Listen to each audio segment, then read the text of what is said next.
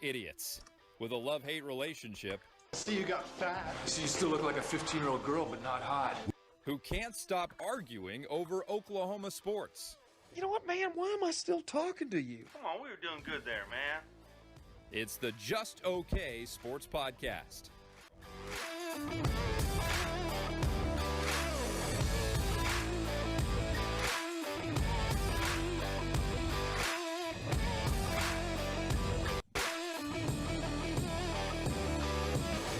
Sooner Nation, Thunder Nation, we are back. This is the Just Okay Sports Podcast. I am one of the Village Idiots that's part of this thing. My name's Daryl.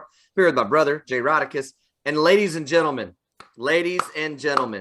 down from his ivory tower, down from hanging out at Times Square with all of the corporate, what's the right word? Yuppies? I don't know. Like whoever you hang out with.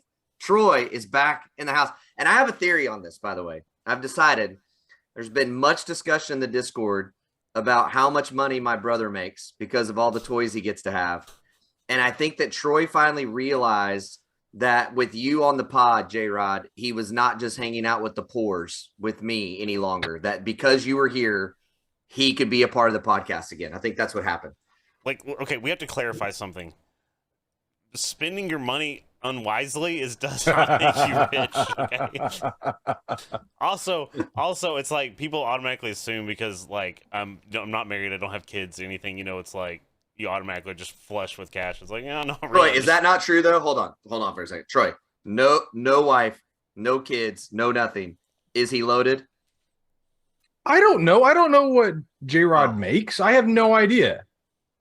Like whenever I didn't have kids. Like, and it was just JC and I just working, or even just me working. I was spending crap, like I was spending so much. But like, I don't know what he makes. Because you're rich without kids, and you can. But no, you're not necessarily. But I also, I also only have one income. Yeah, I know people. We both know people. Daryl, mutual friends that do not have wife or kids and are not well off just because they don't have a wife and kids. Okay, fair enough. Okay. Yeah. So, but he's gonna say what he wants. By the way, just because we had this discussion, Troy, I forgot to answer your question. Your team's better. Anyway. Oh, yeah. Hey, by the way, where did that freaking joke about I don't understand where it came from, but like the corporate crap?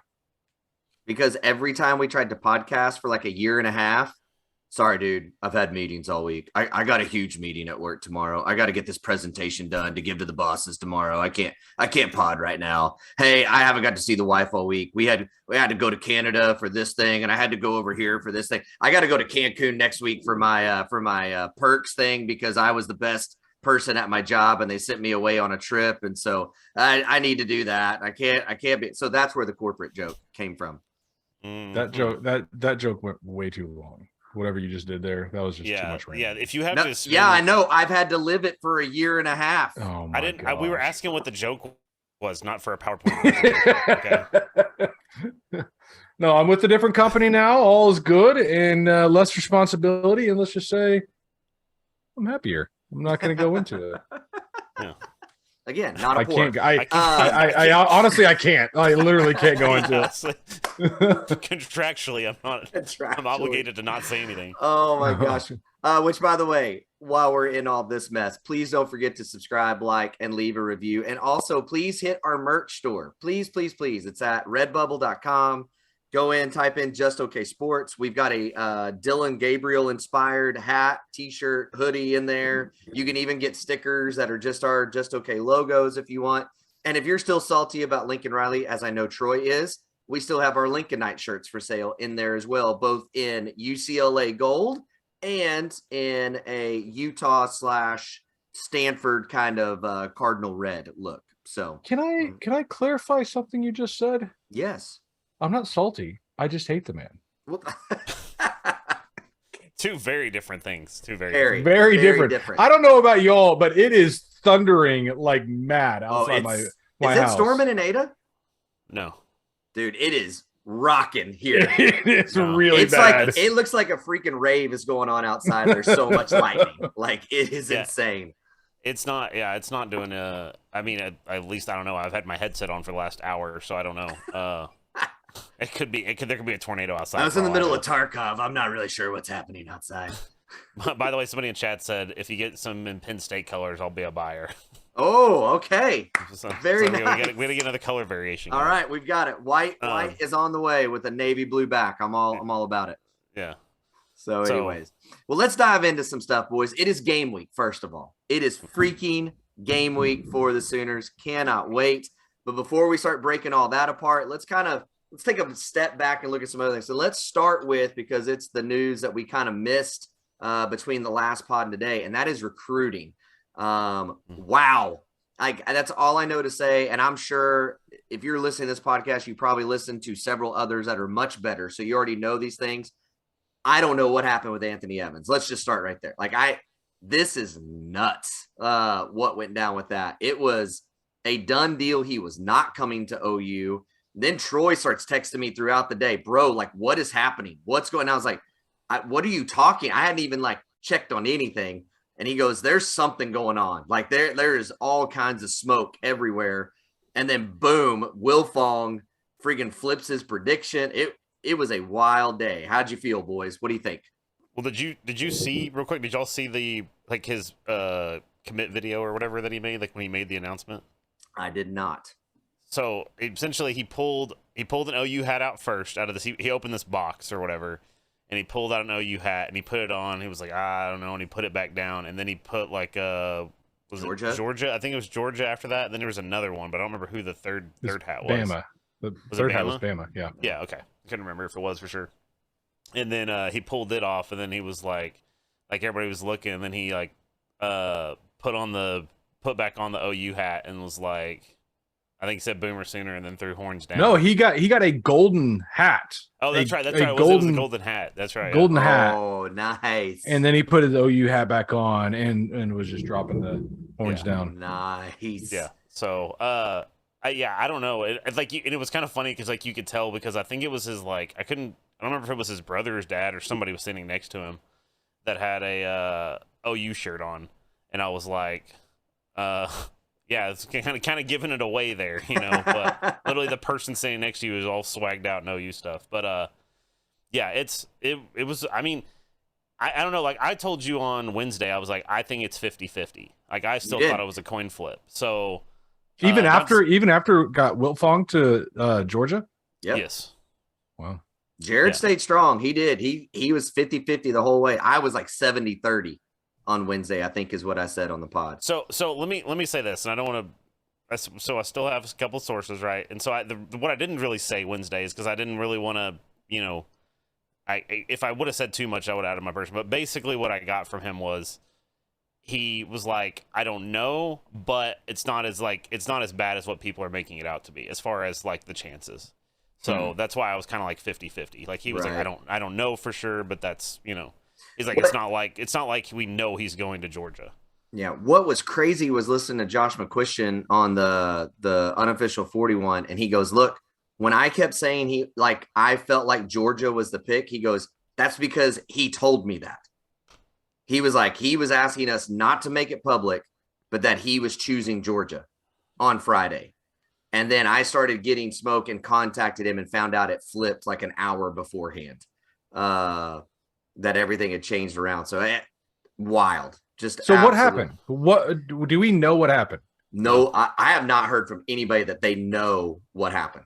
I mean, the only thing I can gather is that I will say this was the only thing I heard that made me think, okay, I think the family, for one, we know is pro OU. Let me say that. I know mom and dad were pro OU. Two, he had said that even if he committed to Georgia, he was still planning to visit OU later in the semester, that he would probably keep communication open, which I feel like that's always an indicator, right? I'm committing this way, but I'm kind of keeping my foot in this door over here. That's kind of almost you're looking for a reason not to go there, if that makes sense, right? So right. I think once Levy got involved, BV got involved, all that, and they just kind of threw the kitchen sink at getting him, I think that just turned the tide. And he did say that in an interview, that one of the things that stood out about Oklahoma compared to the others was he heard from everyone on the entire staff, offense and defensively, whereas others it was just position and OC. And so I think they just threw the whole staff in. Jackson Arnold, post-game interviews, everything saying, we want you. And I think it was just like, dude, that's it, man. Like, keep hanging on. I'm going. Did you see Jackson Arnold's interview with, I think it was with Brandon Drum after his game on Friday? Yes. Yeah. So, dude, that kid, like, he's trying his hardest to get OU some dogs, man. Like, he is all hard on the recruiting. He's as big a recruiter as any of the coaches, probably. Yeah. So let me ask you all a question. Okay. Because I'm sure we'll get into it. But this is now currently stands, right? And I don't know if I'm stealing some thunder. Highest rated OU class ever, right? Currently stands. Number 4 in the country on 247 currently, right? Highest class we've had ever, obviously, but higher than anything Lincoln brought in. Right. Yeah. What's the difference with this staff comparatively, even with Bob? Like, is it everybody just has that passion and desire to recruit? Like, what's the real difference here? You go first, Daryl. Here's the deal.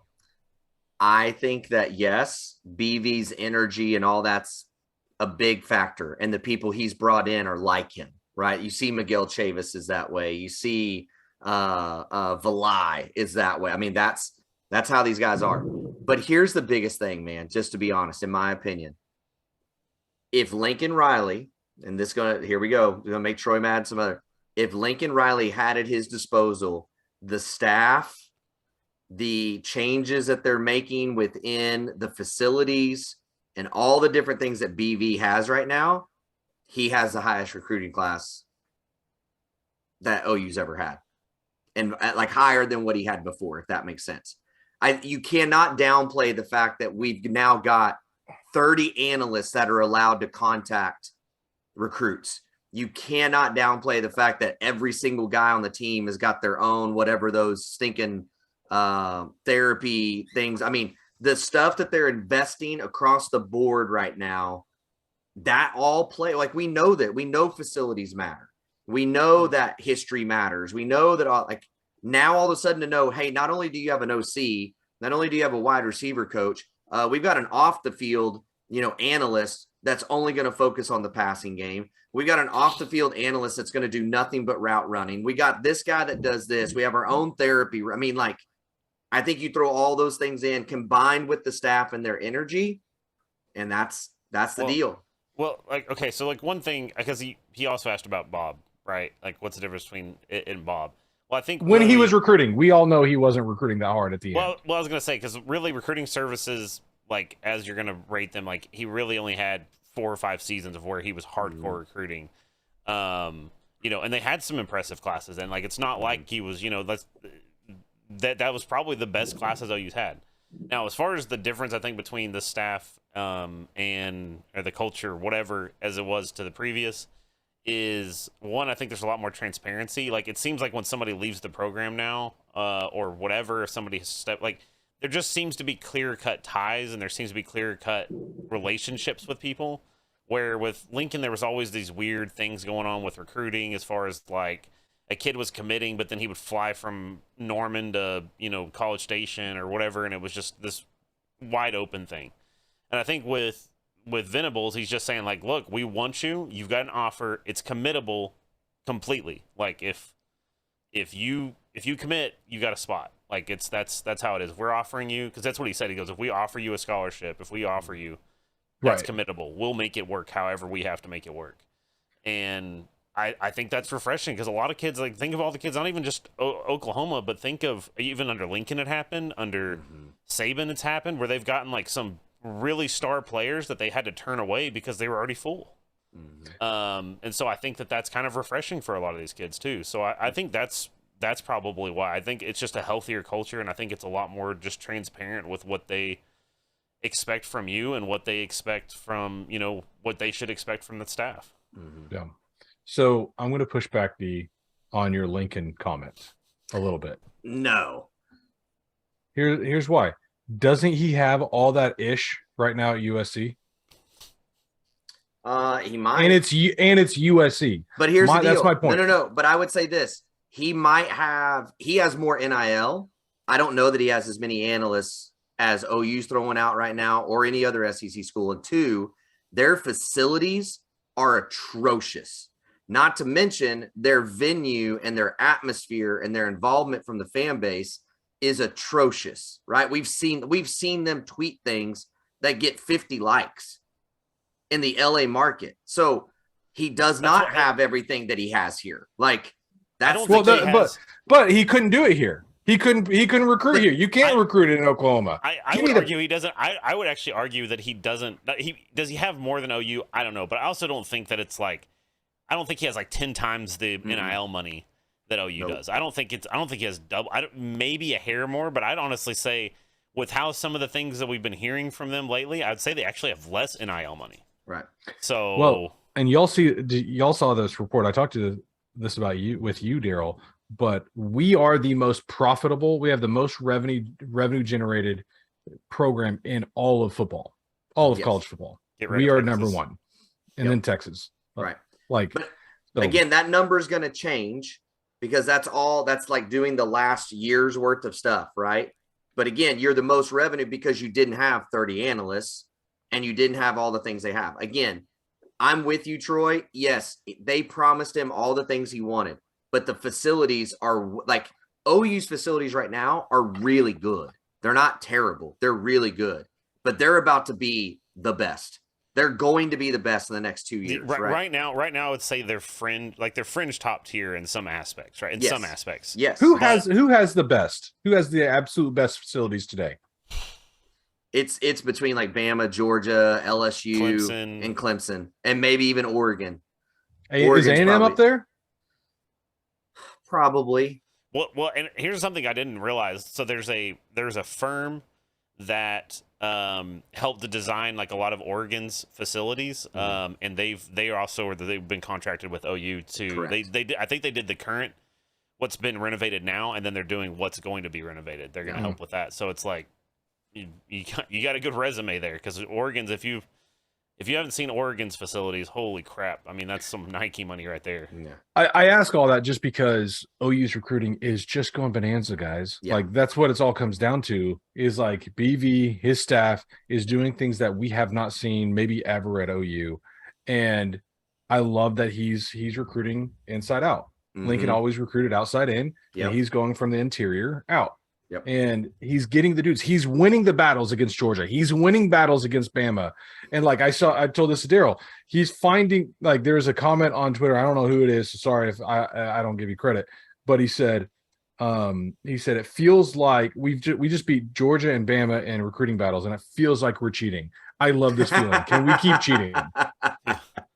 Well, like here's the kicker. I think too. Like the one thing that I don't think a lot of people talk about is. For one, BV's gotten rave reviews from everybody. Like everybody inside and outside the program, former players, current players, whatever. Everybody's talked glowingly of BV.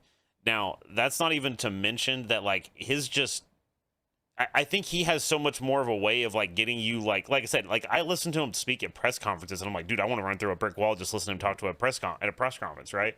Yep. And like all kudos to Bob and even to Lincoln to some degree. It's like not to say that they weren't somewhat of a hype person or whatever, but they're not to the level that Brent is. Like Brent like makes you feel like you can do anything. Yeah. And I think that that's a quality that, like I said, a lot of these kids are obviously doing because like it's kind of crazy. Like they pretty much have wrapped. I mean, there's still a few slots obviously, but it's like they've almost wrapped the class up and the season's just now starting. Right. You know, it's nuts. And that's what's going to be. And I would say one more thing that we probably haven't talked enough about. I mean, it's been mentioned. Everyone keeps going, man, they're killing it. And the staff hasn't even coached a game yet. And I get what they mean by that. But guys, like if I'm a high school kid, like, do I really doubt Todd Bates?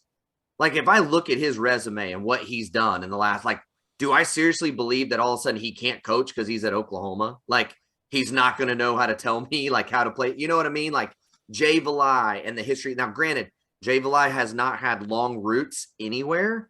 But like, do I look at that guy, a guy that Nick Saban hired and go, he probably doesn't know what he's doing? You see him like this staff has so much more street cred than anybody on Grinch's staff did. right? Well, It, but it was like, think of all the hires that came with BV. Like, that was the thing, is like, BV was a good hire, a great hire, but then it's like you said, Todd Bates and even Chavis, like everybody that he's brought with him, yeah, has been having glowing reviews, and that he kept. Like DeMarco, like it's like so funny to me because I'm like, dude, the kids that are like committing now, they grew up watching DeMarco. Right, like that's just the fact of it. Like a lot of them a lot of them know who Adrian Peterson is, right? But they're like on the fringe of being old enough to have really watched him play and understand it. Where DeMarco was right in that wheelhouse, so he's got a big name. But like I said, that's the thing, is like you look at the staff and it's like, dude, they have amazing resumes, they have amazing names, they have amazing, you know what I mean? Like they've really like was a home run. It's a home run roster, honestly, of for the staff. And like we said, and Troy, you said this, we have not even talked about Makari Vickers, because I think we've all kind of known it's such a done thing for so long that he was going to commit. But again, this is a guy that can play safety. This is a guy that can play corner, and Bama wanted him. This is not a, and I'm not trying to throw shade at the kid at all. This is not a Latrell McCutcheon. I'm offered by Bama, but I blew my knee out, and Bama's now kind of unsure, right? This is, Bama wants Makari Vickers, and we just won that battle. Georgia wants Anthony Evans, and we just won that battle. It is so fun to watch. So it's good. It is a good time to be and then look, guys, everything is trending the right way for Jordan Renaud, who, by the way, it's between us and Bama. You got everything trending the right way for us with us and David Hicks, who doesn't want David Hicks, right? Like what? Like there's actually been, I would say there's even been some more momentum with Hicks in the last probably couple weeks. And then we just got another crystal ball. Yeah. From like today or yesterday. And then you still got a Kana like out there, like that sounds like it's trend. I mean, well, like Hicks said, like I think it was a couple weeks ago, I think, that he like singled out OU. He's like, yeah, OU is freaking awesome. Like he literally like in some little quick interview he gave a glowing review of OU and the staff. So it's like at that point it was like he's kind of been more quiet, I guess, about a lot of that stuff. So it was just, I mean, again, if we pull him, just holy crap, this class could just be, like I said, it's great right now. Like if it just ended right now, it's like we're great, we're gravy, and there's a good chance. I mean, we're probably going to land 2 or 3 or more guys. I mean, we're in for a lot of big time players. So, hey, speaking of dudes that I don't know, I need your guys' opinion on something. We just got a top 100 last year, a 4-star running back just drop on campus out of nowhere. Yeah. Tell me about him. I mean, his tape looks great. Everybody kind of wanted the guy type thing out of high school. The question is just what happened. Whenever I see a transfer, I'm just like, I think he got hurt. Is that what happened? I think he got hurt wherever he was, and then somebody basically took his job because they played well or something. If I remember right, I could be wrong. But I don't know. That RB room is stacked now. Yes. Holy crap. Yes. And it needs to be. Like, this is one of those things when, like, in the past, I've been, Jared and Troy knows this. How many years, Troy? Oh, we got 3 backs. We're good. It's like, dude, I don't think 3's enough. Like, I'm sorry. I don't think 3's enough. And we've seen it play out time and time again. We're like, dude, if this guy, like, who's going to play now? Like, it is a physical, violent game. And to have this many bodies where you can literally just run downhill and not be scared is awesome. So, well, we've seen it the last couple of years, 2 or 3 years, without Kennedy Brooks, we have no run game. Yes. Yeah. I mean, well, and what's funny is like you look at the running back room and you see like a lot of highly touted guys out of high school and stuff like that or whatever, but it's like, dude, was it Towie? Is that how you say Towie Walker? Like he looked insanely good at the spring game. You know, it's like there's so many guys like that it's like, dude, and like I said, we talked about it last week a little bit, like Sawchuk, like we've heard rave reviews of Sawchuk. It's like it's ludicrous right now. But we'll see. We'll definitely see. Like hopefully, I don't think that kid's gonna get to really play much, at least early in the season, because as my understanding, he's only been on campus for like a couple of weeks. So you know, he's probably not gonna get to play till mid-season at best. Yeah, or probably he might even be, I would think, a red shirt guy that when Gray is gone and Major's gone, that he can slide in and be that guy, which again, a great pickup. Let's take it. and run with it. So speaking of picking up and running with it, week 0 happened this last week, which I don't know what week 0 is. I don't understand why we have a slate of college football games that's not the start of anything, but that's fine. Anything overall stand out to you guys out of week 0? Troy's like, yes. Go, Troy. What? Nebraska cannot buy a W. I'm sorry. And then you bring in Casey Thompson. I mean, I really think it's a match made in heaven. Casey Thompson, Nebraska. 2 entities that can't win a game. So, oh my. Well, gosh. okay, hang on. I actually would argue, like, I felt bad for Casey because it's I like did too. especially the last interception he threw, 100% not on him. He threw it dude, right. In okay, kid's all right, hands. bullcrap. This is bullcrap. Here's the thing. I argued with Daryl about this last night. He did. This He is did. this is bullcrap. I'm sorry. You're going across the middle, and he puts it right here. Right? He gets 2 hands on it. But dear God, you got to put it right here. Hey, you know what? You put it right here. It's not an interception. It's a completion, and they're still driving. Okay, They you could know win what? that game. Hang on, You hang on, put it Troy, here. hang on. Daryl will get this. So it touched his hand, so that's 10 push-ups. Correct. And Troy, if Baker Mayfield threw that ball and Cowherd was ripping him to shreds, you'd be saying that the receiver has to make that catch. No. Yes, you would. would. That is BS. 100%. No, that ball is such an inaccurate ball. It pisses me off to even think about it. Okay, well, look. Here's what I would say. I would actually argue, to go back to the whole thing, so we don't sit here and let you two bicker like an old couple. I would actually say that the skill position of Nebraska actually looks like they're fairly salty.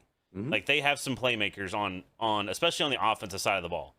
But their trenches are terrible. Yeah. But of course, and it's also a little bit hard to say because like the linebackers I thought played pretty well for the most part, but it's like they were only really rushing 3 or 4. Like they were pulling a Lincoln.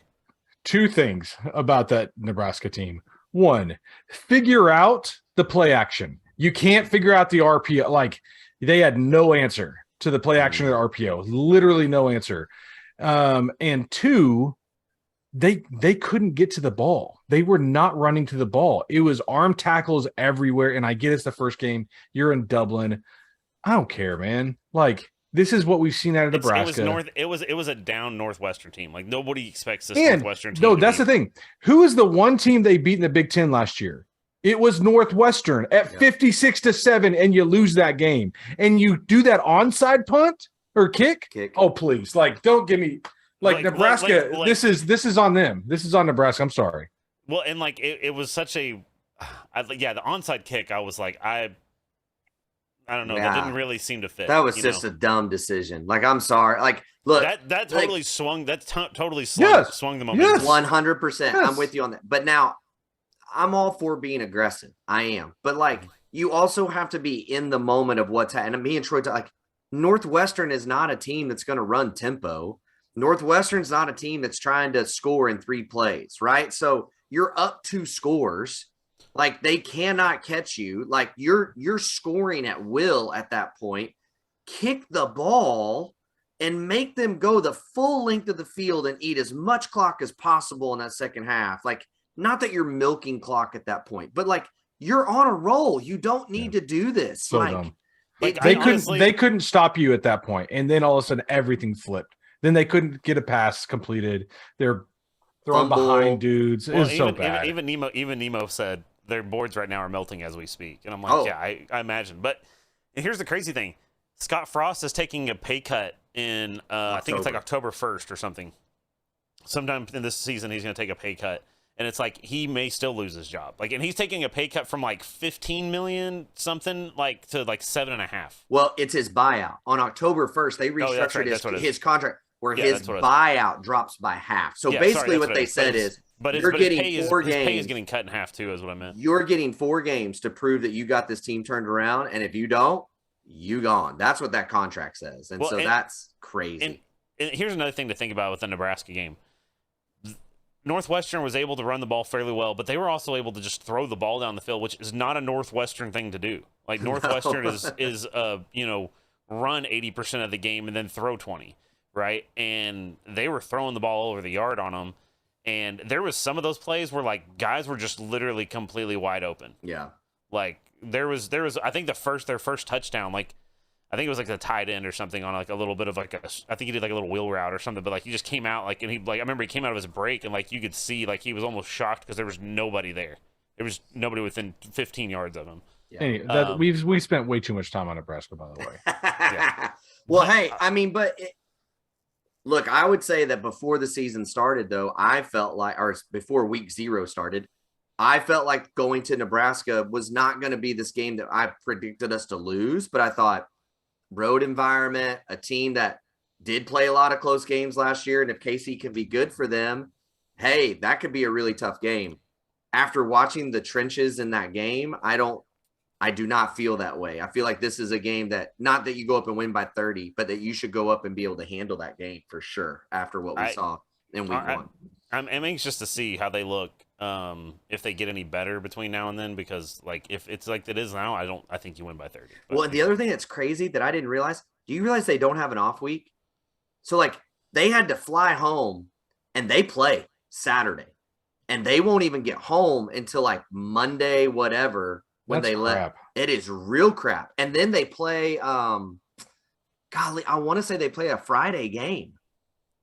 I'm almost certain. Like their schedule, like they have no breaks between us and this Dublin stuff with all the travel and the adjusting back to time and all. Like they got it's a Saturday game and it's against North Dakota. Yes, but still, you've got to turn around and play that game. What if they lose that game, y'all? What if? Stuart Just Mandel. what if? Stuart Mandel, man, he's gonna be propping up his. They're gonna lose to North Dakota State and then beat us in week 3. Yeah, that's been his prediction deal. So I don't want to see that happen. I do not want to see that happen. Yeah, I mean, I think North Dakota is actually like a really. I mean, I know they're an FCS school, but I'm pretty sure they're actually one of the like powerhouses. Yeah. Of FCS. I know like the North and South Dakotas for some reason are huge there. Didn't like Carson Wentz come from North Dakota State or No, something like that? North Dakota State. Yeah, this is North not Dakota. Okay. Yeah. North Dakota's not very good. They're real bad. North Dakota State's real good. I'd be scared to play North Dakota State. Yeah, was North Dakota State the one that actually beat Kansas State one year or something like that? I think it may have been somebody. They've beaten a couple when they played them and had that opportunity. So, did you guys get to see any of the UTEP game? That's the question. I did not, because apparently with UTEP TV, it's like a $25 package just to watch UTEP. And so I was like, I'm not paying that. So I was like, I'm just going to have to watch highlights later. Yeah, I didn't get to see much of the highlights. I looked at the stats. I saw they had 400 yards of offense, but they got blown out by North Texas, especially in the second half. The Mean Green, huh? Yeah, the Mean Green got them. First half was tight. But it's real. Like when you look at the stats, I can't figure it out. Their first downs are very close to the same. Their yardage is close to the same. Turnovers the same.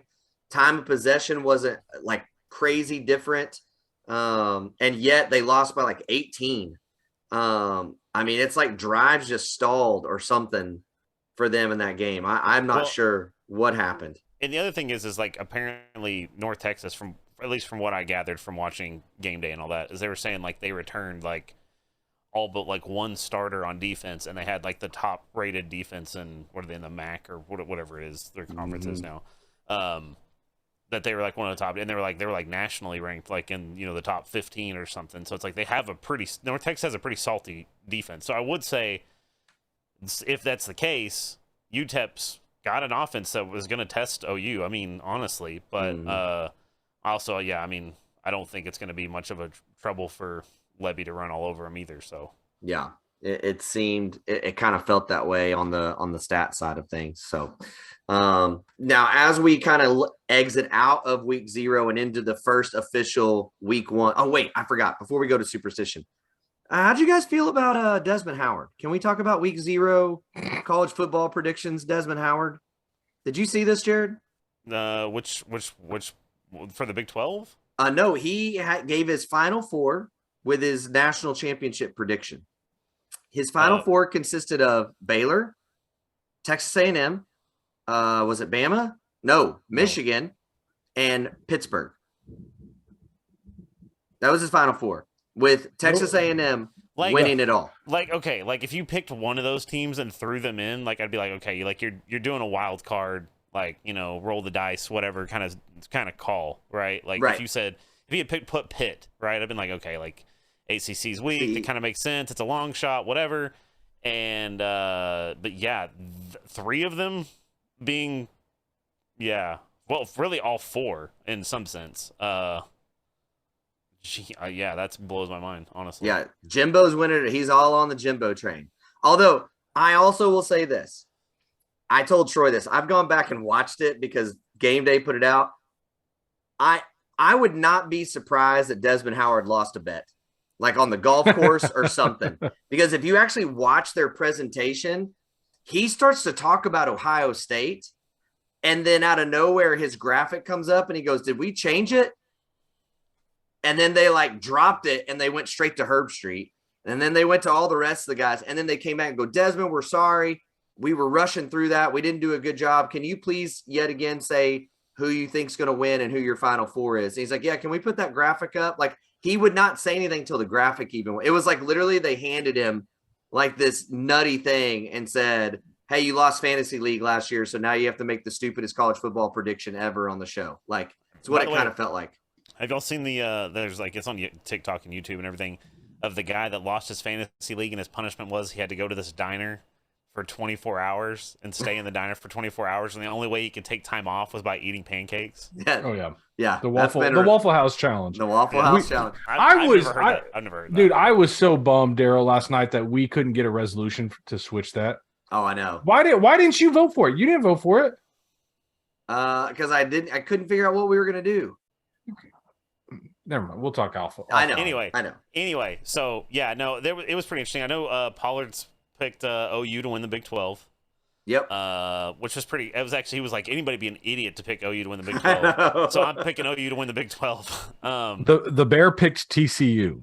Yeah, Bear did pick TCU. Yeah, Nemo even said that in chat. Yeah, I was like, I don't know, Bears. But Bear's kind of like that guy that he always does that. Like it's not just the Big 12. Like he's always got a lot of times got an off the wall pick just because his mind just thinks betting though more than it does like reality. Like that's his shtick, right? Is like odds. And so like when you do look at the odds, like TCU, it's like, okay, like they weren't good last year, but in a wide open Big 12, if they got on a roll, it wouldn't be crazy to think that they won the Big 12, right? And if it's 5-1 odds, like you bet that money, like his mind just is always, I feel like working that way.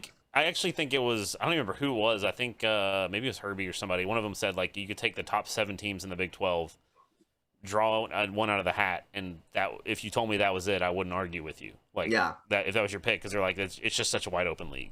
Yeah. But yeah, it's gonna be fun. So let's look at that then. It is a wide open league. So let's go through the schedule. This is one of the things that Troy loves to do, is start to try to think it through. What's going on in the schedule? Where do we think OU's end up? We've kind of given big picture ideas, but we're going to like legitimately try to guess this thing. Where the losses come, where no losses come, where the wins come, all that. So week 1, UTEP. Jared, win or loss? Win. Okay. Troy, win. Kent State? Win. Win. Win. Okay. Week 3, Nebraska? Win. Win. Week 4 is Kansas State. Win. Close, but win. Okay. All right. I would go win too. So we are now at what? 4-0. Now we go TCU. Win. Win. Chandler Morris can't beat mad at OU anymore because Lincoln's not there. Well, that's true, but he's still really good. Yeah. I think that game right there is the trap game. I think coming off Nebraska and Kansas State, a Nebraska game they're going to be fired up for because of the history. Kansas State, knowing it's a tough team that's beaten you twice in the last couple of years, and then looking ahead to Texas, TCU a trap game, that's a loss with the new team. I'm going to say that's a loss. Yeah, 100% agree, but I also just don't think TCU is that good. I agree. It doesn't take a good team, right? It just takes getting on a heater for a day. We'll see. Will be really, really interesting to see BV's mindset, where that translates to the team's mindset with some of these trap games. Yeah. Right. That's going to be really interesting. It's going to be a good test of the coaching. right? When we Well- get to that part of this portion of the schedule. It's also kids, guys. Like, it's also 19-year-old kids that no matter, I mean, let's also be Sure. real. BV won several national titles and played for a bunch and lost to NC State multiple times at Clemson. Like, you just play teams that aren't that great and lose to them. I mean, it just happens. Texas, Oklahoma, Red River game, Troy. Win. I'm going win. Oh, I am too. Absolutely. That's going to be it's hilarious. I don't think Quinn Ewers is ready guy. for what's coming. I don't Yeah. think he's ready for what's coming. I don't and think he's ready for college football, frankly. He's Wow. especially not going to be with his offensive line because his offensive line has Right. not gotten any sort of good reviews from anybody inside or outside the program. He's going to end up on his back a lot. Well, I don't know if you guys probably talked about this, but the whole situation that's going on with the starting quarterback with Texas is just mind-boggling and fascinating to me. Yeah. At the same time, if truly Hudson Card was going to be the starter, then Quinn Ewers, I'm sorry, is not ready for big-time college football yet. Yeah, the fact that it was even if there was just a miscommunication, right? Like maybe somebody let a rumor out that wasn't true or whatever. Like I don't know, but it's like even so, like the QB competition went on so long, and like it was by everybody's account close. It's like, well, if Quinn Ewers is this generational talent that every Texas fan wants us to hear about, like why is it taking them that much to beat Hudson Card? Yep. It's a fair point. I agree. I don't think he's ready. I don't think their offensive line's ready. I think we win that game. Kansas, Jared. Win. Everybody's winning Texas. that. Yeah. Iowa State at Iowa State. Oh, there's pause on this one. So far, this is the first one. Here we go. I'm going to go win. I don't think Kansas State is – I think Kansas State's going to actually be worse this year than they were last year. But I'll give it to Campbell. It's like he's got a way of coaching those guys up most of the time to play OU tight. But You mean Iowa State, not Kansas Iowa State, sorry. Yeah. Sorry. Iowa State is going to have them keyed up for that. So, but I still think they're going to get a win. I just don't think Iowa State's got the talent that they did last year. I think it'll be kind of a similar game to last year, where it's close for a lot of the game, and then we end up winning. So I'll go win. Okay. So you guys have them undefeated. I have them with one loss, going and playing Baylor at home. Jared. Baylor at home, is that what you said? Yeah, we have them at home. I'm going to go with the loss. Troy. Here's the interesting part about this entire schedule. The entire schedule is set up like our hard games are at home for the most part. Yes. Right. Yep. There's a couple of trap games in here. You could even say the Iowa State game's a trap game right before Baylor. Mm-hmm. And it's away, right? I'm Right. gonna say win. Wow. I'm gonna say win. The other thing I didn't get to say was like just Aranda is such a genius. Like as far as in the Big 12, the best defensive mind, if is going to be him and BV. Like those are the two most defensive minded geniuses. Who's better? In the league. Who's better? Than both of them, or what between them? Yes. Who's better? Jared, who's think- better? I think purely on like knowledge and like genius or whatever, I would probably say Aranda actually. You're ridiculous. How many national championships has BV coached in the last 20 years? Half of them. Yeah, Dave Aranda's half his age. I don't care. Where's that resume? Well, here's what I was going to say, though. As far as a full coach package, BV is better because BV is better at motivating. Stop talking about his package. Stop it. Wow. Wow, Stop. we went I do there. not need to be doing editing. All right, here we go. Baylor's a loss for me. Look, all I can say is this. Last year playing Baylor, it didn't matter if we were on offense or defense. Their trenches absolutely destroyed us on both sides of the ball. That's fair. And they all returned. They did not lose a body on either one of those lines.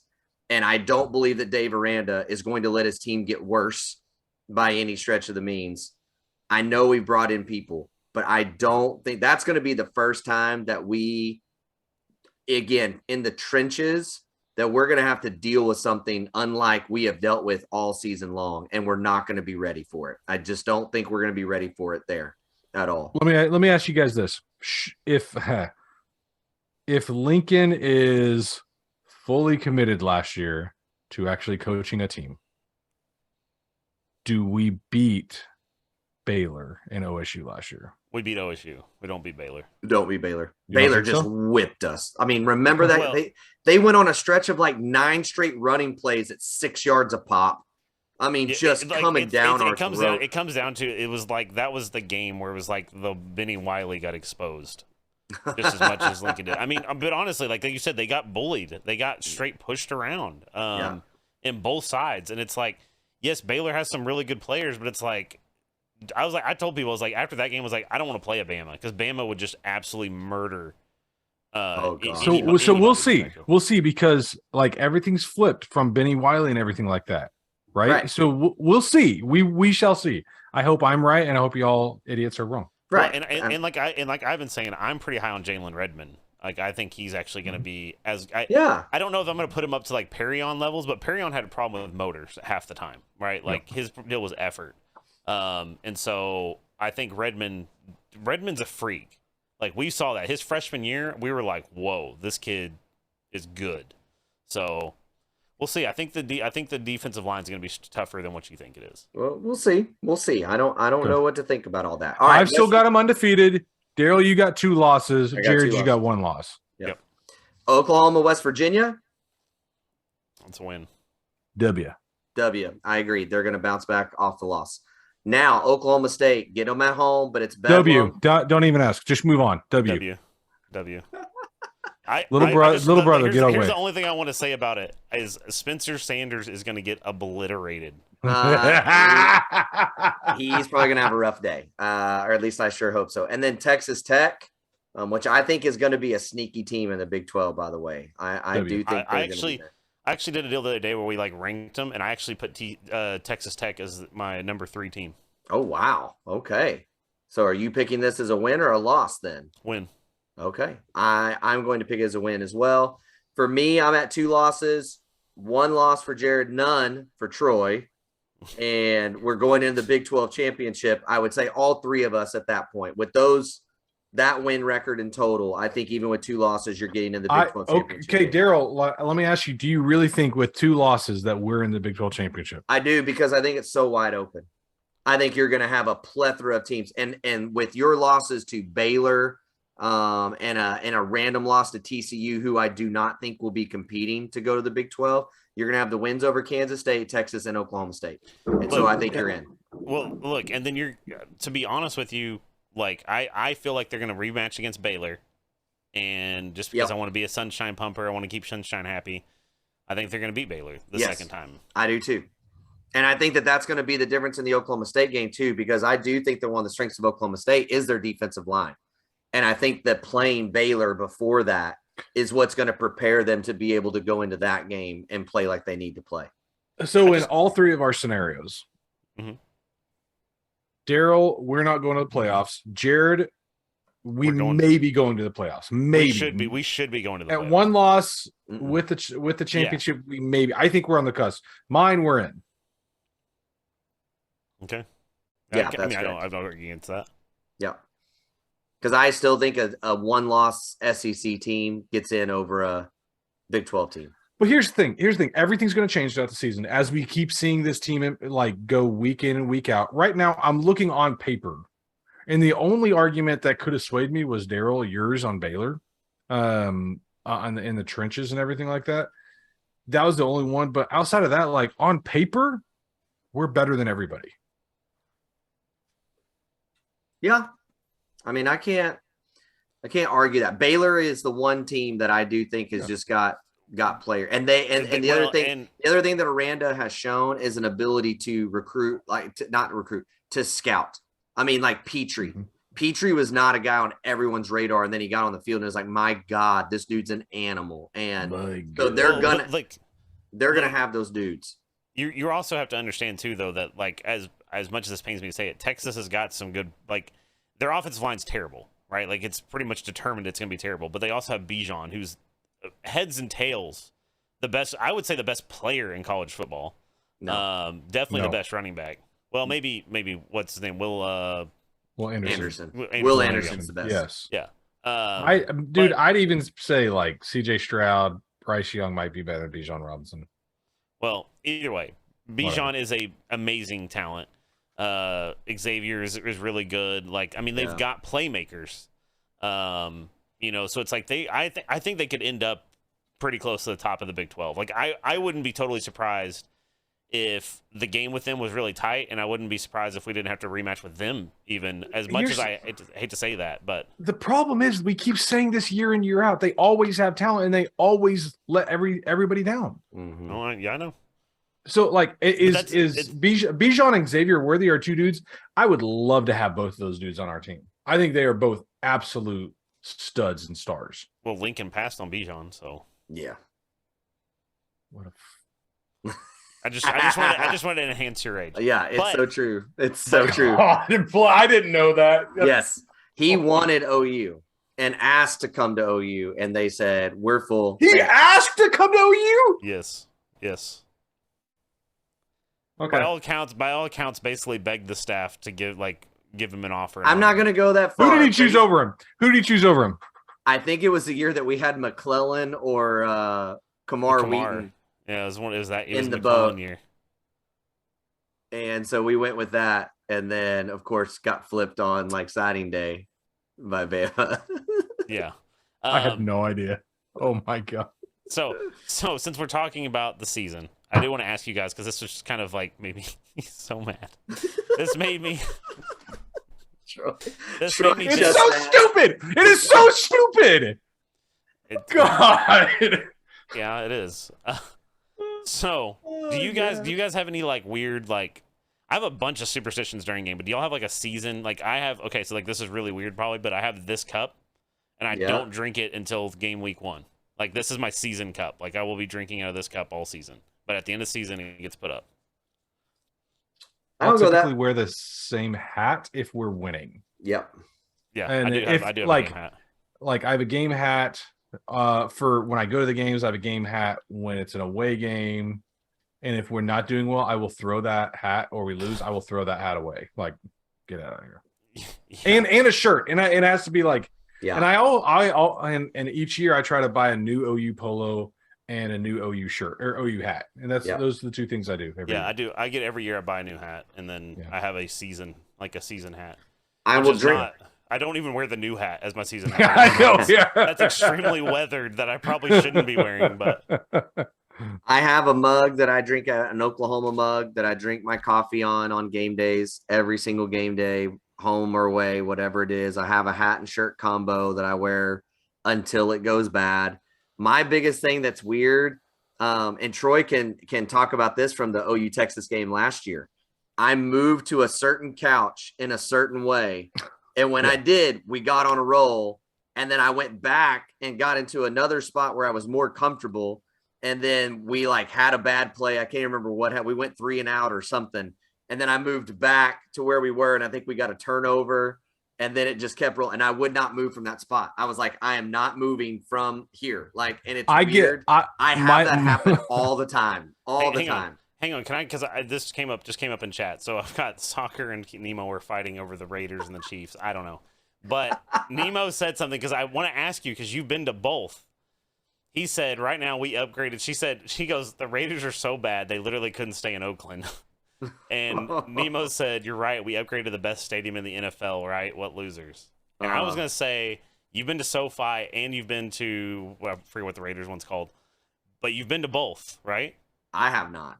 You have not? Okay, you've been to the Raider Stadium. Yes. So how did you feel about the Raider Stadium? The outside of the Raider Stadium is unbelievable. Like it is so cool to see in person. It is very, very, very visually just great. The outside stuff, the way they have it set up is really cool.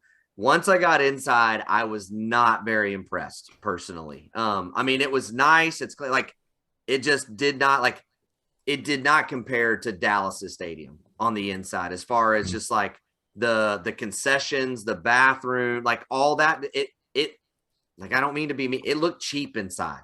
Like looked like a very quickly put together idea on the inside. Nemo's probably writing you a very strongly worded letter right now. I know. So here's the thing: is I've talked to, so I have a source that's an NFL ref, so he's been to every stadium, right? And he told me he's like SoFi is he goes like the first one went to Jerry World, and the first one went to like Atlanta Stadium. He's like all those are crazy stadiums, Yeah. and he goes SoFi blows them all out of the water. I've So heard I've nothing heard. but amazing things about SoFi. I want to go so bad for something. Yeah, So- it's supposed to be unreal. Hey, speaking of the NFL, can we just give our boy props for winning the starting job that we knew he was going to win? And Colin Cowherd, you can totally suck a duck. After Coward was like, well, at least the team's giving Sam Darnold a second chance. And I was like, yeah, well, how did that work out? That for was you? the greatest extremely cold takes tweet ever. Like, oh my gosh, so good. Has he like done announced or commented on it at all? Cowherd?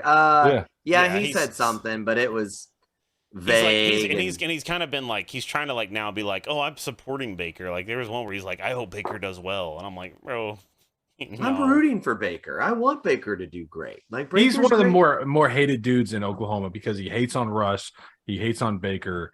Like those two are like sports and totally in love with Lincoln like Riley. gods here. It was so funny. We had this conversation last night, and we were talking about it, and I was like, dude, look, Baker Mayfield's my favorite player of all time, and it has nothing to do with me saying he's the best. I don't think he's the best. Yes. It's just he's my favorite Yes. player. His like attitude, his moxie, all those things is what sets him apart. And tell me, and Colin keeps saying like he's such a plague in the NFL, like his attitude and everything. Tell me what he has done wrong or said anything wrong while he's been in the NFL. Well, has he done anything? Even OBJ, did you see he even commented and was like, "Go shine" or whatever? Yeah. So I'm like, and all of his teammates at Browns, after the Browns try to drag him through the mud and be like, "Oh, Baker is toxic," and Baker had all these childish things he did, and everybody hated him and whatever else. Literally, everybody came out and was like, "No, Baker's my dude. I love that guy." Like, Yeah. Yep. The only I would say the only thing ever. There were two things that got criticized, and one I thought was dumb. The other one he should not have done. And the one that was dumb was when he kind of threw the medical staff under the bus for OBJ's hernia stuff that he was dealing with that one year. Like, you don't need to do that. You don't need to go to a press conference and do that. But again, there's been much worse done by much more, Aaron beloved- Donald didn't practice this week. That's much right. worse. Like that kind of stuff. Now his rookie season when was it Duke Johnson? Was that the little running back that was demanding a trade because they wouldn't give him a contract and all that stuff, and he kind of said something about that out loud and I mean, again, he talked about it like a college deal, right? Like if you want to transfer, then, go or what, and just kind of threw the guy under the bus. And it's like, dude, this is people's paychecks and careers. Like the guy's done really well, and like one of the other players basically said, look, we do have a rule in the NFL. You don't talk about another man's money. Like that is not. But here's the thing: he doesn't make the same mistake twice, and those were two tiny Correct. mistakes. He's not done it again. Correct. Like, so those are super minor. I agree. and again, for people to be saying like that's my dude, like that's different than just saying like, yeah, Baker was all right. Yeah, you know what I mean? Like that's the way. Like that's what kind of frustrates me is when you hear that people are like, oh well, Baker, they liked Baker. I was like, no, they loved Baker. There's a chasm between what you're saying and what they're saying. Yeah. I'm sure like he was Sam Darnold was helping Matt Corral out, and mentoring a little bit, but we just didn't see it. But we saw it with Baker, and Baker, he even acknowledged it publicly. And like to me, I'm like, all right, I didn't see Sam Darnold doing it. Baker was doing it, and he was in the fight of his life. Yep. Yeah. Yep. Fighting for his career. No doubt. Because this is his make or break season, period, for Baker. Oh, yeah. Oh, yes. He's to a be a career starter. backup. He's a career backup if he has a bad season, but he's still a starting quarterback for a good team going forward. Yeah. And honestly, he might get passed on some backup jobs just because he is such a figure, right? Like he gains so much attention. It may very well be a team say like, look, man, we would love to have him, but we're not bringing him in until we have to have somebody. They don't want OU Twitter. They don't want that smoke. They don't want that smoke. No doubt. Oh man. All right. So what smoke do you need to see in the UTEP game this Saturday? Let's close off week 1 on the way. What is it that you need to see in this game against UTEP in the week 1? What are you looking for? I mean, we all agree it's a win, but what is it that you need to see between the hashes that really does solidify you as going, yep, everything I've thought about this team is what I thought is going on? Troy or me? Jared. Okay. I'm Because gonna Troy say looks unhappy about this question. I'm gonna say the trenches. Obviously, like I know it's an obvious pick, but I want to see them bully UTEP and actually be aggressive. And then the other thing is, I just want to see guys on offense and defense that know the play. Like there's not like it was chronic, especially under Lincoln, and it even wasn't under. I mean, when Bob was here and Mike was there, where there's guys that are staring at the sideline, you know, when the play gets snapped, right? Mm-hmm.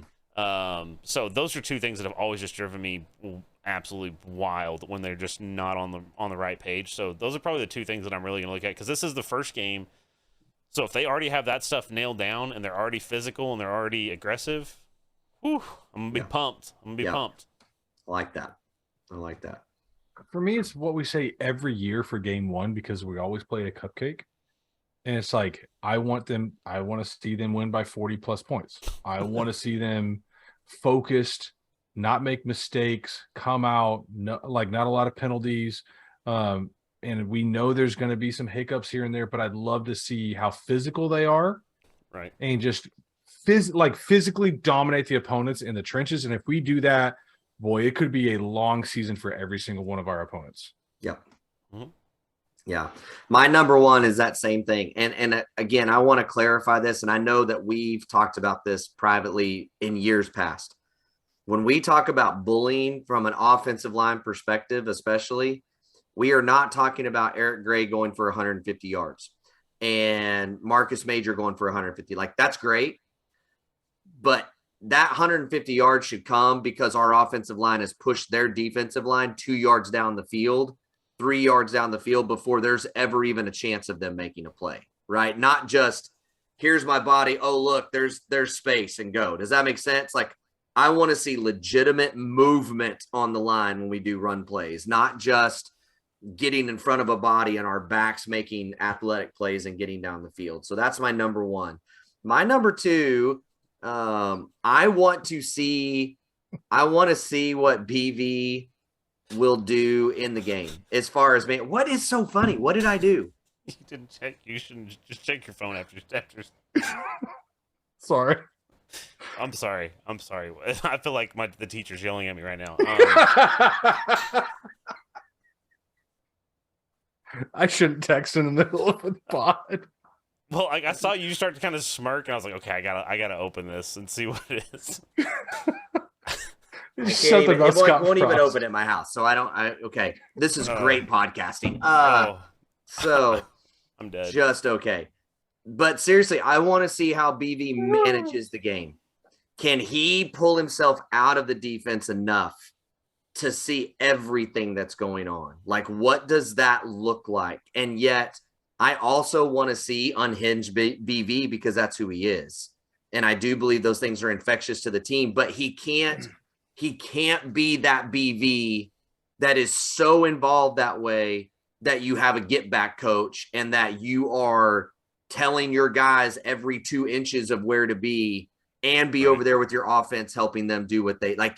It does not work that way. And I do have a legit question. Yes. For this year. Do we, not a get back coach, do we have a get back employee? What? We've done it. They're the ones that literally just pull them back every time. Like, get off the field, dude. Yeah, it might be Smitty. I think that they're going to have somebody ready just in case. Yeah. Well, and honestly, another thing real quick before we get on to the news that Troy doesn't want to talk about. The other thing I want to see is, like, remember that, like, somebody made the call back to the Texas A&M game. By the way, me and you were at 77-0. Yes, we were. Right, and they asked him after the game, like, well, "You're running up the score," and he said, "It's not our job to stop us." Yes. Like, that attitude has not been at OU in a long time. Yeah. Agreed. I agree. Especially under Lincoln. But I mean, even before that, it was kind of gone. But Sure. I just want to see that nastiness of like, I don't care, we're gonna hang 100 on you. Yeah, and then defensively, I just want to see physicality. I want to see just straight up headhunters. That's what it should be, and that's going to translate to so much, right? And I mean, yes, we don't want to see busts, and we want to see guys, but like you said, I don't want to see them just lined up in the right spots. I don't want they're not going to show a lot defensively. Okay, there's not a lot for them to process, so they should be lined up, ready to go, and they should be going to kill the ball. Wherever the ball goes, it is a kill mission, and it should be that way. I am truly excited to see what Dylan Gabriel can do, see what Theo Weiss and Marvin Mims and the offense and Eric Gray, and see what the O-line looks like. I am truly excited to see all of this. It's the new era, guys. Yeah. Let's wash away the effing past. Here's my hot take. Okay. Jalil Farouk is going to be your leading receiver. That's your hot take? Like for the season? For the season. Oh. I mean, You got a hot take, Daryl? You got a hot take? I mean, if it was in the receiving core, my hottest take would be that I think not the leading receiver, but I think he will push for the number 2 receiver is Jaden Gibson. I think he's that good. You guys know what I'm predicting record-wise, right? Yes. Yeah. So I'm going to say, and I don't know if this is a hot take or not. I'll just say it. If we do that, Dylan Gabriel wins the Heisman. Yeah, not a hot take.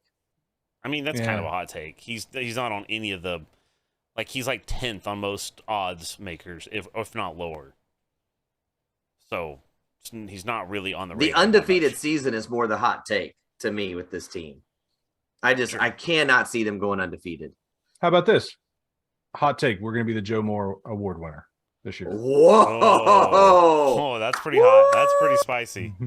You are trying to bring out the dark Daryl so bad, and you know it. I love every second of it. I missed you, Troy. You. God, I'm trying to agitate just me. want to hug you right now. Hey, I'm all for it. Like, let's go. Like, and again, like if what we think the issue was the issue, they should be. They should be in the conversation, right? If it wasn't, we're gonna find out. Like, so this is the year. This is the year. I am. Are you guys with me? I'm so excited to see what Spencer Rattler does and to see the downfall and of Stogner. Wilshu. Oh, yeah, yeah. like I'll if be Caleb.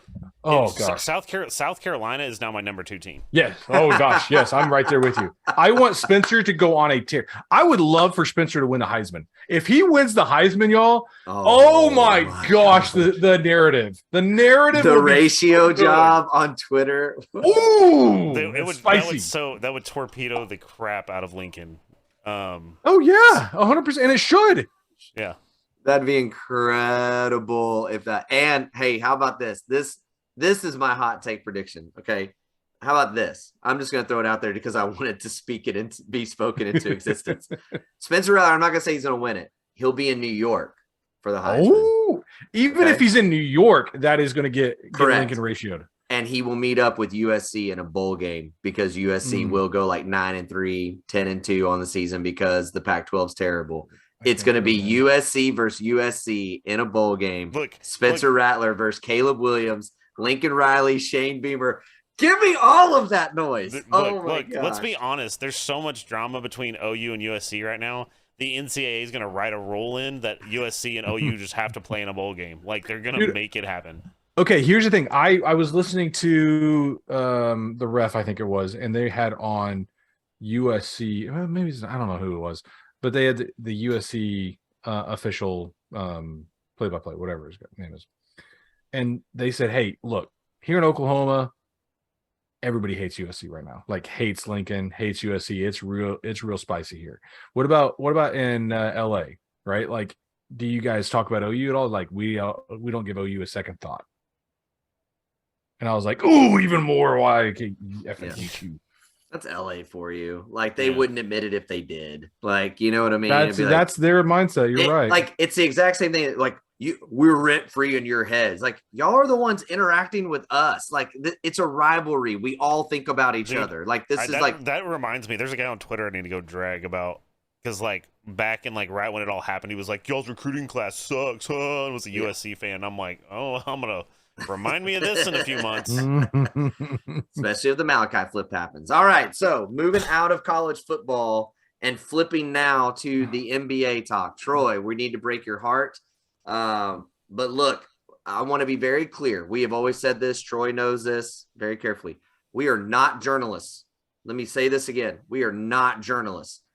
Do we know some people that have connections at the OU program? Sure. We try to get that information. We don't have a lot there. Do we know some people that have some connections to the Thunder organization? Yes. We try to get some information there when we can, but we are not journalists. All that to say, I will toot our own horn in that, Troy, you can back me up on this. We were the only people saying that Andre Robertson's injury, when all that went down, right, was much more serious than anybody was saying publicly, including every beat writer that worked for the Thunder. They were all talking, oh, it's no big deal. They're bringing him back slow. They just want to make sure of this. And you and I, we know who we talked to, said it's real bad. It's real bad. And his career's done. And so we kind of reached out the same way with Chet. We did not hear his career's over. So just know that. It seems as though he should be able to heal. But there is some anxiousness in the building. The way it was said to us was people that normally will kind of talk with you about this stuff are all being basically told not to say anything. And that was after the press conference with Presti. So this is after Presti put everything out there that everybody in the building, that it is total lockdown. No one is allowed to say jack squat, which seems to indicate there's a little bit of worry about what's going on in there. That's kind of the update. Troy. Can I just give Troy something that'll at least make him chuckle a little bit? So Yes. Swayze in chat says Poku will win the most improved player award, Daryl. I love your optimism, bro. Oh, Ain't effing man. happening. No, it's not. Matter of fact, he's going to be on the trade market at the trade deadline to somebody if they'll take him. No, nobody will take him. I don't think they will either, but I think they're going to try to do something with him. They probably need a concession guy or something. Look, man, it's a devastating deal. The one thing that Troy and I do agree on, I think anyway, when we talked about it, I do think it will be good for Chet to have a full year, not running 75 miles a night in basketball games, and to literally just hit the weight room, hit the film room, hang out with the guys that are older players, to talk with them during game, like just to visually watch the NBA game and to just work on his body for a year could be actually in the long run, maybe even better for the Thunder. Not this season, obviously, but for his career to truly just to be able to try to pack on some pounds and do some things, I think could be a positive. I don't know if Troy sees it quite that strongly, but I do think, talking to Troy the other day, we both agree him being able to work on his body could be really, really good for him in the midst of all this stuff. All right, where do you want me to start with this? Because I have thoughts. Okay, go. Right. You're the Thunder guy. I cannot tell you how devastated I was when this news came out. Like I texted Daryl before he could text me, and I was like, "Don't talk to me. I don't want to talk." Like I was so, and I've told this to Daryl. I was actually more excited for the Thunder season than the OU season. That's how excited I was for this Thunder season coming up. So not because here's the thing. Not because I thought we were going to make the playoffs or the plans or whatever, just because of all the upside on these players. Like upside, we know this. You play NCAA football, what do you want to do? You want to recruit because of the upside of the recruits you're getting. That's what you care about. So same thing with this Thunder team. I cared about the upside. I was so in the deepest corners of my soul disappointed when Chet's out for the whole year. Now, I do agree with you, Daryl. I think this is going to be a good year for him to sit and eat fried foods in Oklahoma for a year. I think that's great. We all agree that's good. lifting weights, all that stuff. I think with other players, other people's mindsets, from what we've heard, might not go great, but from what we've heard with Chet is he's a gym rat, and all he wants to do is play basketball, like SGA. Speaking of SGA, I'm really tired of the rhetoric that people talk about SGA. Like, oh, Chet's out. He wants out. He's going to ask for a trade. When has he ever done that in the history of him being here? He just signed a max extension, right, with us. And he has never said anything other than the exact opposite what everybody is talking about. He is only 25 years old. People said, oh, he's outside our timeline. He is the goddamn timeline. He is the timeline right now. I will continue to stand by this because they wouldn't have signed Kenrich Williams. They wouldn't have signed Muscala for 2 years, not one. His contract was a 2-year deal. And they wouldn't have signed Lou Dort for another, 3, 4, 5 years? 5 years. So I don't want to hear this crap. Like, SGA is here. He wants to be here. He is a gym rat. He loves it. He gets to focus on basketball in Oklahoma. And you know what? I'll go one farther and say that that's the reason KD has fallen off the freaking ledge in his goddamn mind, because he's not focusing on basketball anymore. He's focusing on everything else. What did he do in Oklahoma? He focused on basketball. It's fair. It's fair. I think you're sorry. I think you're fired up about these things, Troy. Yeah. I think you got some passion, man. I think you have an opinion. It is, but I do want to say, like, to Swayze, by the way, Swayze coming right back at you.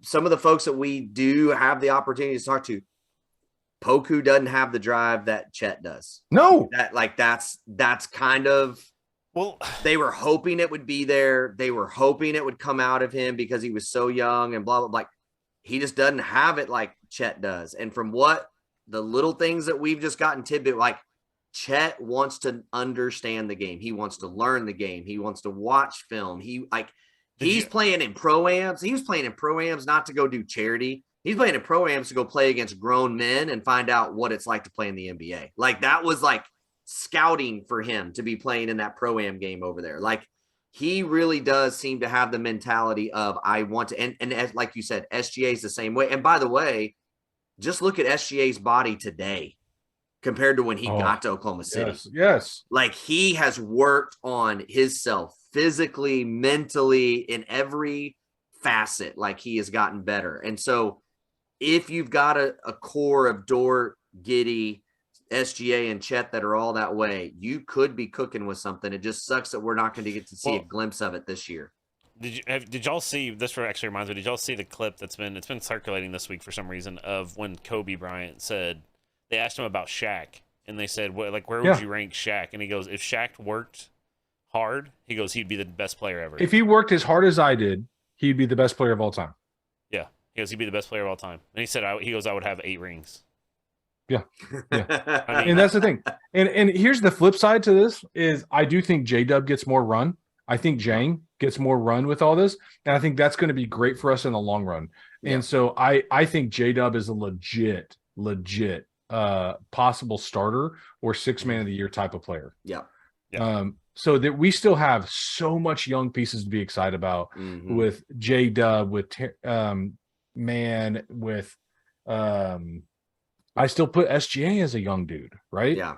Like with Jang and Giddey. God, Giddey. If Giddey gets a shot, oh my God, just watch out. And by the way, maybe the most important hire we had all season was the shooting coach from the Spurs that's been there for years. Ingles, He worked with Tony Parker to get a jump shot. Like if he can give Giddey, Jang, Dort, even like better Jays, I'm saying literally the sky is the limit for Giddey if he gets a jump shot. Yeah, if he gets a legit 3-point shot, when I say legit, I'm talking like in those 30s, right? Like in that like middle 35%. Tier 30. Yeah. Oh my God. Well, like here's the thing. I think the reason, like you were saying, Troy, is like the ceiling for this team is so incredibly high. Like we don't think that they're going to be like, regardless of Chet being injured or not, I don't think anybody anticipated them. They're going to be nowhere near their ceiling this season or next season even. Right. So that's what it is. I mean, SGA is probably about peak SGA. right? But outside of that, no, it's no, like, no. Here's where I will push back on you is No. because if you go look at basketball players, the elites of the elites, or even actually, you know what? Screw that. Any basketball player, their ceiling when they hit their ceiling is 28, 29, 30, 31. And it's usually around 29 to 31. That's when they're peak at their peak. We're still 4 or 5 years away from SGA getting his peak. That's true. That's what's crazy. Well, I guess the way I should have phrased that is he's the closest to his peak, right? Like everybody else has a lot of untapped potential still. Well, I still think Dort's the closest to his peak. Like, I don't think there's a lot of more room that Dort can go. Yeah. I'm with you, But, though. sorry, I'm pushing back everything you said. But I'm with you. But it would be, can you imagine just a whole season of unleashed SGA? That's what we still haven't even seen in Oklahoma City. Yeah. Other than the 1 year with Chris Paul when he was still a baby and really didn't know the game, and they made that run in the playoffs. Outside of that, he's been sat every year. And Troy and I talked about this before when SGA, like, we both kind of said he might be a 2 or 3, or I say that. I said he was like a 2 or 3 on a championship team. And then we had that year where they were playing him and we're sitting like 2 games out of playoff contention on a team that's not supposed to be anywhere near there. And then they sat him and then they bailed us like, okay, I'm done. Like, this team sucks. And we are on the verge of going to the playoffs because SGA is just carrying them there. Like, he is just finding a way. Like, well, it's so funny because my boy Noobs, right? Like, he's a huge Sixers fan, whatever. And he's always like, no, there's no way the Thunder are going to be in the playoffs this year. Like, there's no way. And I was like, not now. They had to, well, maybe not now, but at the same time, it's like they also had to sit guys. Like, they had to sit half of their players last season so that they didn't even get close to the playoffs. Like, they were scratching playoff before they sat everybody. Same thing the year before, and that's how we got Giddey. Yeah. Yep. I mean, it's like they have the team. They have the guy in SGA, and that's why Troy is so hardcore about SGA's the timeline. Because, I mean, you really go look at this team. When SGA plays, they are a playoff team. Mm-hmm. And they don't have a roster that should be a playoff team. They just don't. And then they're sitting him to keep out of the playoffs. Like, let's be clear. They're one shot away from who knows what happens in that playoff run in the bubble in 2020 with Chris Paul. He puts 3 more inches on a jump shot. And this team might be going to maybe not. Maybe they can't get past the Lakers. I don't know. But nobody wanted to play them. I can tell you that much. Like, is that Lakers team one of the worst championship teams of all time? Because I'm going to go with yes. I mean, that is so tilted. I don't know. The Denver. I'm sorry. The Detroit team that won a couple titles. 100%. That Pistons team would have wrecked that Lakers team. Okay, wrecked them. Here's a good question, and since we have Troy, I want to ask this from Chet, from Swayze. Say the Thunder end up with like the 8th overall pick in this draft. What do they package to you into a spot to draft the final star for a rebuild? I think basically he's asking if you got the 8th overall pick, do you package it up? Do you use it? Do you try to move up? All right, can I give an ignorant answer and then you tell me if I'm dumb, Troy? Okay. All right. For one, everything I've read about Chet's injury, I do think in about 4 months that he could be like really going, which I don't think he's going to play, but I do think they're going to be doing some stuff with him behind the scenes, right? Like some workouts and that kind of stuff. If you see that Chet is everything you thought in those kinds of workouts, practices, that kind of stuff, then I think you might be okay with sitting at like an 8 or a 7 pick and just rolling with what you have, if that makes sense. If you look at him and go, he's good. He's not quite what we thought he was, but he's good. Or you're worried about the foot.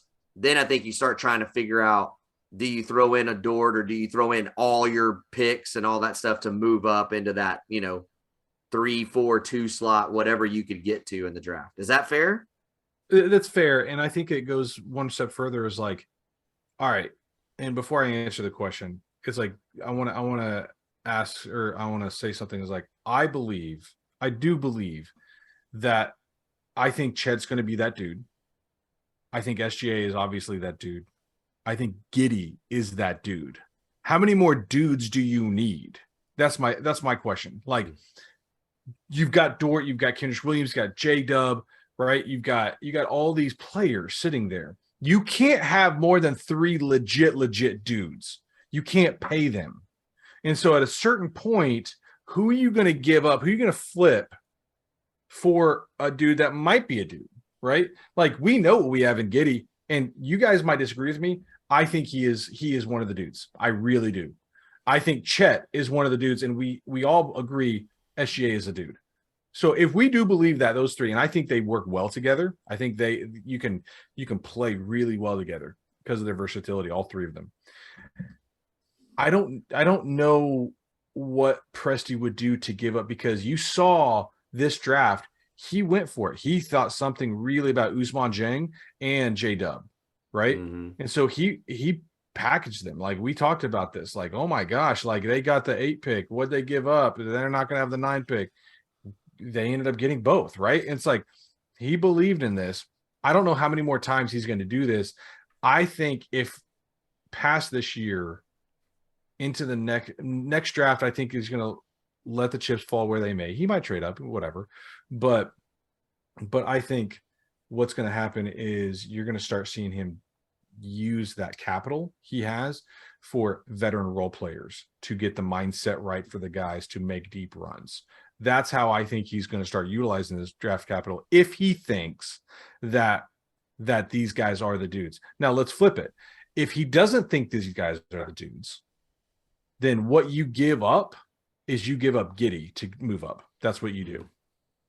Yeah. If he out of the 3, because I believe Presti when he says, if I had to do all over again and I knew he was sitting out, I still take Chet. Period. I take Chet number 1 every time. And like, I think he truly believes in Chet. He's been scouting him for freaking years. And so I think he packages Giddey and a bunch of capital, maybe J-Dub, for like whoever else is up there. Right. So that's fair. I like that.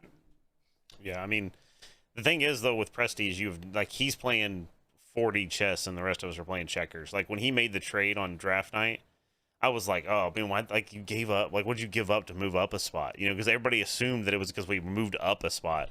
Mm-hmm. And they were like, oh, he gave like I don't know what it was, like a 2036 first round draft pick or something. It was like, well, he gave up picks that probably weren't going to come to fruition. Yeah, that's what was going to hit. Yeah. He really, like, hit. Everybody keeps making this big deal about he gave this many picks for Ousmane Dieng, but like, when you really go back and look at it, it's almost like a 85% chance that those are all like second round picks because of the way that they're protected and stuff. And what Presti does so well is he sees what another team is desiring. So all the rumors are circulating that New York, the Knicks wanted Jaden Ivey, period. They were going to do anything. So what did Presti do? He probably made a phone call and be like, you want these picks? I take your 8. You want these picks? You can help him. It'll help you get Jaden Ivey. And he's like, yeah, that's smart. The Knicks are not smart. And they take it. They take it and they're like, oh, they're not going to give up Jaden Ivey. No. Now we got these. Yeah. Yeah. He's a master. There's no doubt about that. The dude is a master. So, yeah. Well, thanks for letting me go on my rant, by the way. You're welcome. Yeah. That was good. It was good. I felt like you need to really let that out. Yeah, you did. I kind of did. Yeah. You've been stuck in the corporate world too long. It's good for you to come down here with the normal. This is where I sit all day, every day, because I work from home now. See, that's the true mark of corporate right there. You don't even have to go to work. You just stay home and still get to call it work. It's incredible. It's amazing. What are you saying, Jared? I just want to beat him like the little brother that he is. Because it's aimed at me too, because we're both apparently corporate. Like, good Lord. He works from home also. I don't even listen to half of what he says. Honestly, I just keep talking because I'm like, I don't know, whatever he said. Oh my gosh. Doesn't make sense. By the way, neither of y'all are going to the game this Saturday, right? Yep. Oh, Troy is. Okay. I have tickets. Yeah, I've got tickets. I got season tickets. Yeah. Well, if you ever get an extra one, then my dad does. Because I know you don't want to invite him. Never. As of right now, I'm watching it from home. as of right now. So we'll see if that changes between now and then. But right now, well, okay. Sorry, Jared. You know I love you, but there might be legit traction on my end on that one. Dad's got the vid, or it has had it, and I don't know if he's going to be 100% by Saturday. So we'll see. I see. All right. If you need to call in the reliever, let me know. I'll see what I can do. First choice will be my boy, my oldest. Yes. Then after that, my wife. Then after that, another friend. Then after that, another family member. Then after that, I got 3 other friends, and maybe a few small group members. Don't forget that dude at the gas station either. That guy. Oh my gosh. Oh, dude, I just met him today. I got his phone number. I'm totally calling him too. Yeah. That's awesome. Well, again, we appreciate you all listening. We hope this has been fun. We hope that it's given you some stuff to think about as we head into game week. Again, we're going to start trying to record on Sundays, just so it's an easier time for all of us, and it allows us to review the game and to think ahead to the next game. So we hope that you guys are enjoying it. We're having a great time. Hope you are too. I'm Daryl. That's J-Rod. That's Troy. And we will talk to you guys later. Bye, Baker. I love you, Baker. Cha-ching, a Thunder Money Ball. And you can unhitch the wagon. Put the ponies in the ball.